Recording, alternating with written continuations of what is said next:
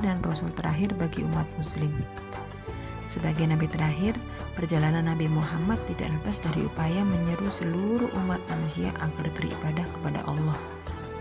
Nabi Muhammad lahir pada tanggal 12 Rabiul Awal tahun 571 Masehi atau dikenal sebagai tahun gajah. Karena pada saat itu terjadi peristiwa penghancuran Ka'bah yang dipimpin oleh Abrahah dan pasukan bergajah. Seketika langit menjadi gelap seperti tertutup awan mendung yang tebal, dan Allah mengutus pasukannya yaitu burung ababil yang Allah perintahkan untuk menghancurkan pasukan bergajah. Burung ababil membawa batu dari neraka, kemudian dijatuhkanlah ke pasukan bergajah tersebut, yang pada akhirnya semua mati bagaikan daun dimakan ulat.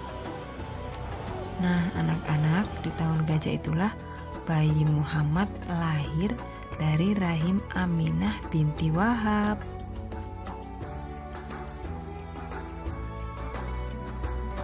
Ayah Nabi Muhammad bernama Abdullah bin Abdul Muthalib.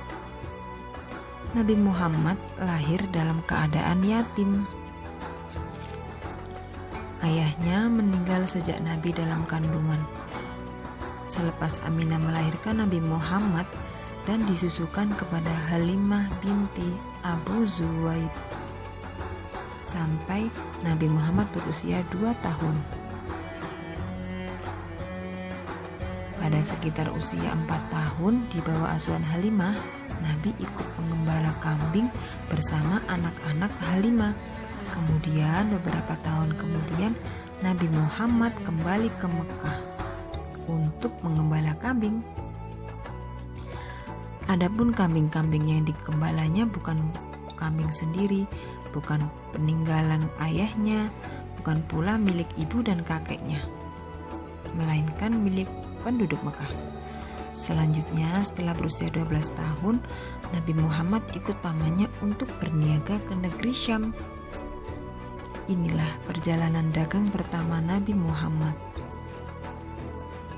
Pada perjalanan inilah terjadi sebuah pertemuan Nabi dengan rahib Nasrani yang mengenalinya sebagai bakal utusan Allah yang terakhir.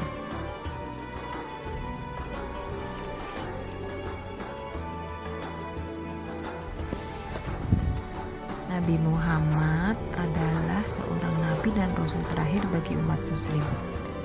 Sebagai nabi terakhir, perjalanan Nabi Muhammad tidak lepas dari upaya menyeru seluruh umat manusia agar beribadah kepada Allah.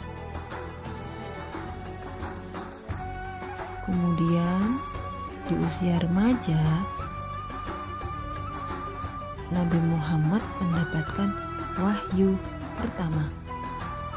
Gua Hira merupakan tempat bersejarah umat Islam.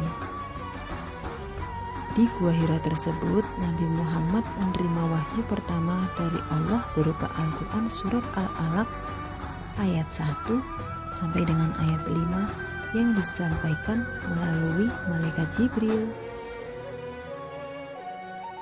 Allah menjadikan keberadaan Nabi Muhammad sebagai pemberi rasa aman. Beliau diberikan keistimewaan berupa watak dan kepribadian yang baik. Sayyidatina Aisyah pernah berkata, beliau adalah manusia terbaik, akhlaknya tak pernah berbuat keji atau berkata keji, tak pernah gaduh dan tak pernah membalas kejahatan dengan kejahatan, tetapi memaafkan dan berjabat tangan. Salam alaika ya Rasul, salam alaika ya Habib, salam alaika salawat